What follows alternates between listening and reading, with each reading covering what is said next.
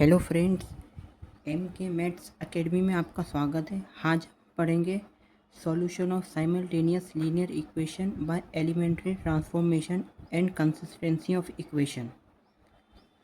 ये बहुत ही इम्पोर्टेंट टॉपिक है फॉर यूनिवर्सिटी एग्ज़ाम के लिए। मतलब कि ये टॉपिक आता ही है एग्ज़ाम में। सिंपल टॉपिक है। अगर आज हमें इसमें क्या होगा कि हमें सिंपल सी एक साइमल्टेनियस लीनियर इक्वेशन दे के रखेंगे। उस इक्वेशन को हम सॉल्व करेंगे और फिर उसमें हम मतलब चेक करेंगे क्या वो इक्वेशन कंसिस्टेंट है कि नहीं। चलिए फिर हम देखते हैं। पहले हम उसका वर्किंग रूल समझ सकते हैं कि मतलब वो इक्वेशन हम सॉल्व कैसे करेंगे।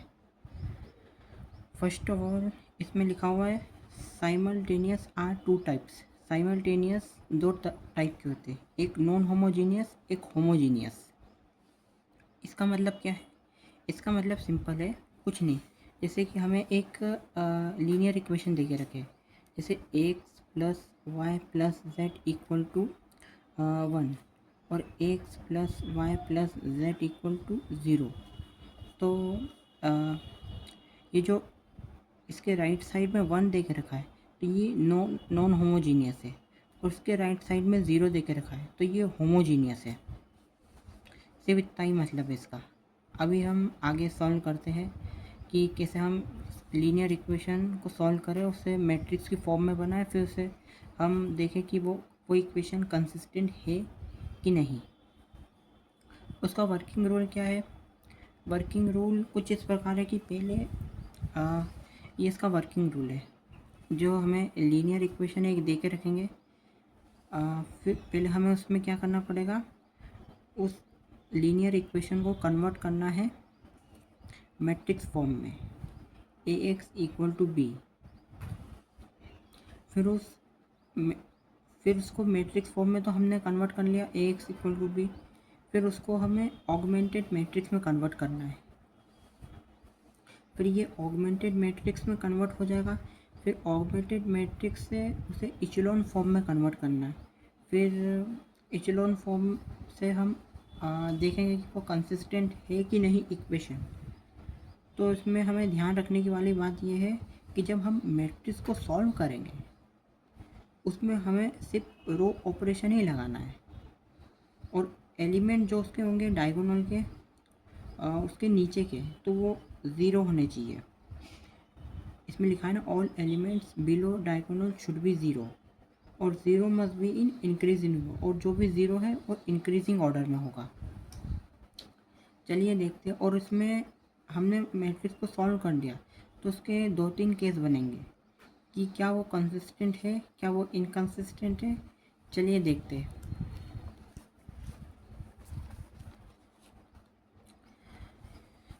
अब इफ़ रैंक ए अगर इक्वल नहीं है रैंक ए बी के, तो जो गिवन इक्वेशन है वो इनकंसिस्टेंट है, और उसके सॉल्यूशन है ही नहीं। मतलब इसके कहने का मतलब ये है कि मान लो रैंक आई 2 और वो इक्वल नहीं है 3 के, तो ये क्या है? इनकंसिस्टेंट इक्वेशन है, इसके नो सॉल्यूशन है। ये केस 1 है।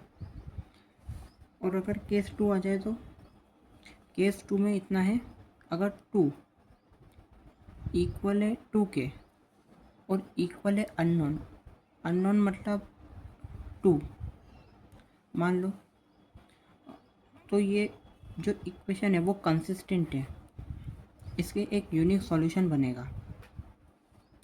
और मान लो इसमें रैंक 3 है और 3 इक्वल आ गया और डू नॉट इक्वल 2, तो ये क्या, ये भी कंसिस्टेंट है, लेकिन इसमें हम क्या, इससे इन्फानाइट मेनी सॉल्यूशन बन जाएंगे, और इसमें हमें आर्बिट्ररी कांस्टेंट निकालना पड़ेगा जो कि क्या है, अननोन माइनस रैंक है। चलिए सॉल्व करते हैं हम क्वेश्चन को। Solve the equation are consistent और नॉट। ये इक्वेशन दे के रखिए, इसमें हमें बताना है कि क्या इक्वेशन कंसिस्टेंट है कि नहीं। तो सॉल्व करने के लिए हमें कुछ स्टेप्स फॉलो करेंगे। चलिए शुरू करते हैं। फर्स्ट ऑफ ऑल ये तो हमें इक्वेशन दे के रखी है, तो इस इक्वेशन को हमें किस में कन्वर्ट करना है, मैट्रिक्स फॉर्म में कन्वर्ट करना है। ठीक है, तो हम कन्वर्ट करते हैं, convert the equation into matrix form. Matrix form का मतलब है कि ए एक्स इक्वल टू बी में कन्वर्ट करना है इस इक्वेशन को। कैसे, चलिए करते। सब फर्स्ट ऑफ ऑल हमने एक मैट्रिक्स बनाई। अब इसमें क्या है, ये एक्स वाई जेड है, तो जितने भी एक्स के पहले वाले, वाई के पहले वाले जितने भी नंबर है हम इसमें लिख लेंगे। जैसे इसमें 5 पे 3 है, 14 है, तो 5 3 14 लिख लिया हमने। अब इसमें वाई जेड है, एक्स नहीं है, तो मान के चलिए 0 एक्स है, तो इधर 0 आ जाएगा, उधर 1 आ जाएगा, इधर 2 आ जाएगा, और इधर 1 -1 2 आ जाएगा, 1 -1 और 2 आ जाएगा, और इधर 2 1 और 6 आ जाएगा, और इधर ये तो हमने ए बना दिया। अब एक्स कैसे बनाए, एक्स बनाने के लिए भी सिंपल है। एक्स मतलब कितने एक्स वाई जेड है इक्वेशन में, इसमें सिर्फ 3 ही एक्स वाई जेड है, तो लिख लिया हमने। और बी का मतलब कि इसके राइट साइड में कितने नंबर है, तो उसके राइट साइड में 4 है, 1 है, 0 है और 2 है, वो भी लिख लिया। अब इस इक्वेशन को हमें किस में कन्वर्ट करना है, ऑगमेंटेड मैट्रिक्स में कन्वर्ट करना है। ठीक है, कन्वर्ट कर लेते हैं। तो हम लिखेंगे इसको भी ऑगमेंटेड मैट्रिक्स में इसको कन्वर्ट करो।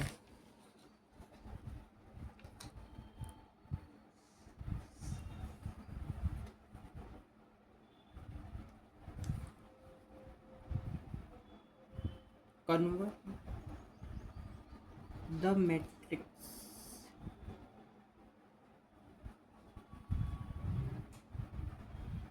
For into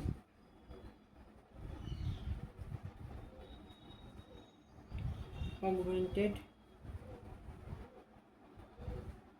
matrix. Augmented matrix का मतलब कि एक्स हट जाएगा, उसमें से ए और बी ही लिखेंगे हम। सिंपल है, मतलब कहने का मतलब क्या है कि हमने पहले क्या था, ए एक्स इक्वल टू बी था, तो इसमें से एक्स को हटा देंगे, बाकी इसमें से बीच में ये आ जाएगा, बाकी ये मैट्रिक्स ही रहेगा, एक्स हट जाएगा और बाकी ये इक्वल की जगह ये आ जाएगा। चलिए करते। इक्वेशन क्या थी वो लिख लेते हम।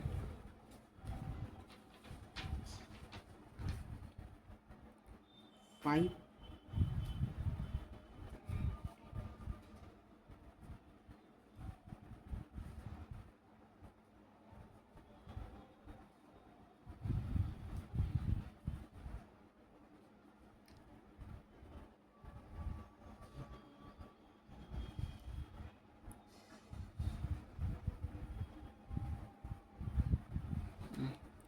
ये ए था और ये बी है। चलिए अब हम इसे सॉल्व करते हैं। हमें इसे सॉल्व कैसे करना है, इसे सॉल्व करने के लिए पहले स्टेप जान लो। जब भी इसके डायगोनल है, डायगोनल कौन कौन से, एक तो ये 5 से 1 2 और ये 2 जा रहे हैं, जैसे मैं सिंपल सा बना रहा हूँ डायगोनल। इसके जो जितने भी नीचे एलिमेंट है वो 0 होने चाहिए, तभी ये क्वेश्चन मतलब इचेलॉन फॉर्म में कन्वर्ट होगा। चलिए 0 करते हम, मतलब डायगोनल के जितने एलिमेंट 0 है, मतलब 0 बनाने हमें, इन सबको 0 बनाना है। डायगोनल के नीचे जितने भी एलिमेंट हैं उन्हें 0 बनाना है। चलिए जैसे 5 है, तो 5 के नीचे 0 तो है ही सही, अब इन दोनों को 0 बनाना है। तो इन दोनों को 0 बनाने के लिए पहले हम क्या ऑपरेशन लगाएं, सिंपल है, R3 और R1 को इंटरचेंज कर ले। R1 interchange R3, simple. ये 1, ये -1, ये 2, ये 0 रहेगा। 0 1 2 1 1 और ये 5 3 14 और 4 2 1 6 2। ठीक है, हमने क्या ऑपरेशन है, R1 इंटरचेंज R3, मतलब R1 और R3 को इंटरचेंज कर दिया ताकि इसके नीचे ये हम ज़ीरो बना सकें। सिंपल है। अब ये आराम से ज़ीरो हो जाएंगे। कैसे? R3 tends to R3 minus 5R1, R4 tends to R4 minus 2R1।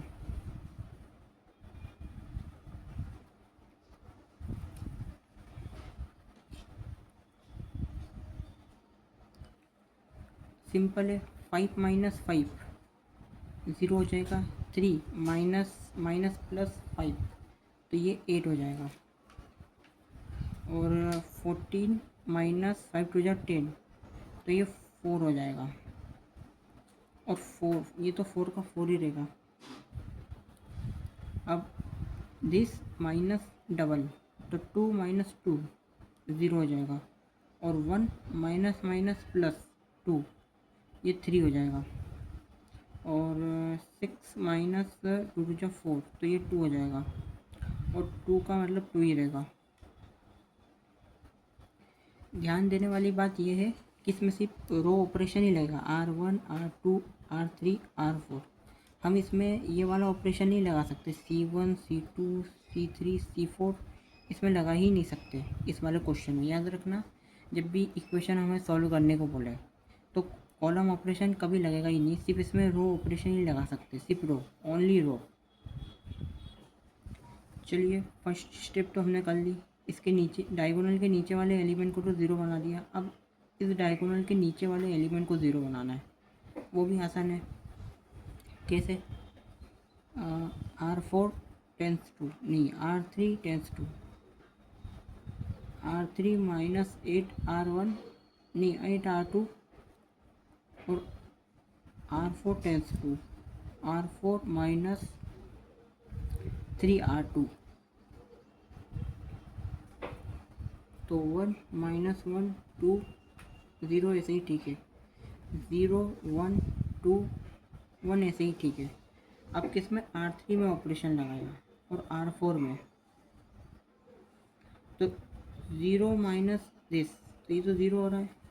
8 minus 8 ये भी ज़ीरो हो जाएगा। 4 माइनस 8 टू जा 16 तो ये कितना होगा? माइनस का 12 हो जाएगा। और ये माइनस का 4 हो जाएगा। करके देख लेना, वही आंसर आएगा। और दिस माइनस दिस, ये ज़ीरो हो जाएगा, ये भी ज़ीरो हो जाएगा, ये -4 हो जाएगा, ये माइनस का 1 हो जाएगा। हाँ, चलिए इक्वेशन लिख लेते, फिर आगे इसके आगे का सॉल्व करते हैं।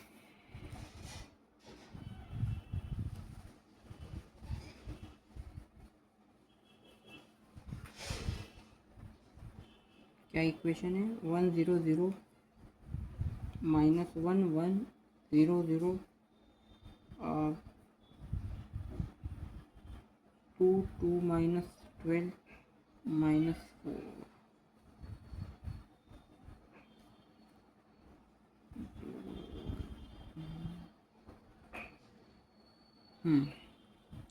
अब आखिरी काम क्या करना है? इसके नीचे वाले एलिमेंट को ज़ीरो करना है। इस डायगोनल के नीचे वाले एलिमेंट को ज़ीरो करना है। तो वो भी सिंपल है। क्या ऑपरेशन लगाएंगे? R4 में ऑपरेशन लगाएंगे। 3 का R4 में मल्टीप्लाई कर देंगे और माइनस का R3 में, तो ये तो ज़ीरो हो जाएगा। कैसे? ये R4 है, ये R3 है, इसमें 3 का मल्टीप्लाई करेंगे तो ये 12 हो जाएगा, माइनस का 12। और माइनस है तो माइनस माइनस प्लस हो जाएंगे, तो 12 माइनस 12 ज़ीरो हो जाएगा।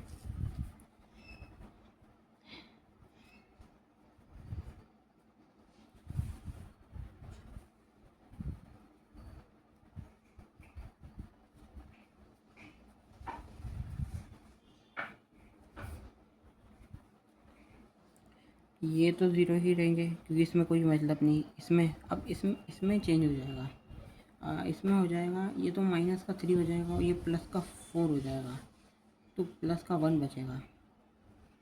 अब देखिए जितने भी डायगोनल वाले एलिमेंट है उसके नीचे ज़ीरो होना चाहिए। क्या उसके नीचे ज़ीरो हो गए? ये डायगोनल है, उसके नीचे वाले सभी एलिमेंट ज़ीरो हो गए, तो मतलब कि ये इचेलॉन फॉर्म में कन्वर्ट हो गई ये इक्वेशन। तो हम क्या लिखेंगे? इट इज़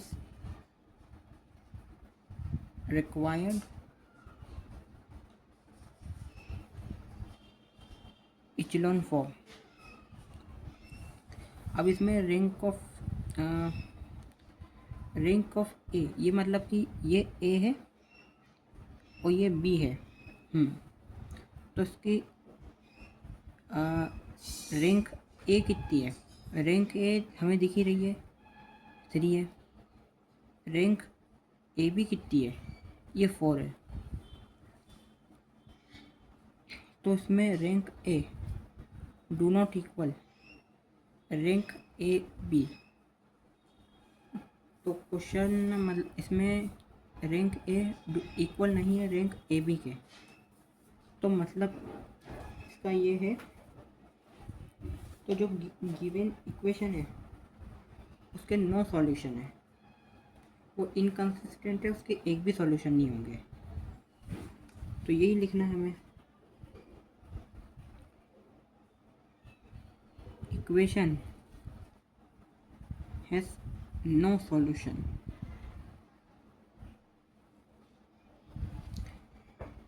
इनकंसिस्टेंट है मतलब यहाँ पे ये क्वेश्चन ख़त्म हो जाएगा, यही इसका आंसर है। मतलब आप खुद ही देखिए ना।